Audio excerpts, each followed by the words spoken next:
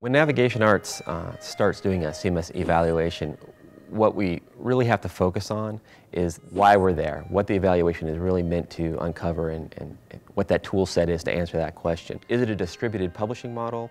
Are there a lot of users that have to get in? You have a web team. We have to get to the actual need. A lot of times a company will come to us during an evaluation and say, hey, we need a specific feature. What'll happen then is you'll kind of backwards engineer the rest of the requirements, and instead of focusing on the overall needs, you will pinpoint your selection to a particular feature, and that's the wrong way to go. What you want to do is you want to look at the entire universe of requirements instead of, does this CMS have this feature? If you send off a list to a vendor and say, hey, does it have these 5 requirements? They're all going to come back with yes. And even if you go beyond that and say, okay, well, how do you do it? Typically the answers are, well, it's out of the box and no customization needed.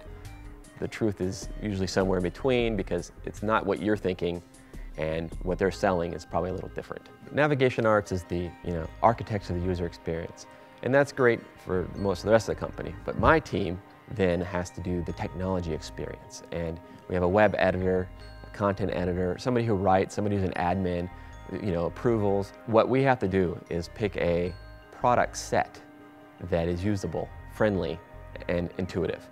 Otherwise, what's going to happen is your content will become stale. People won't want to update your website, and of course, the website itself will become stale and people will stop coming. When we do like an eval, we have to pick products that are usable. So the user experience doesn't stop at the technology.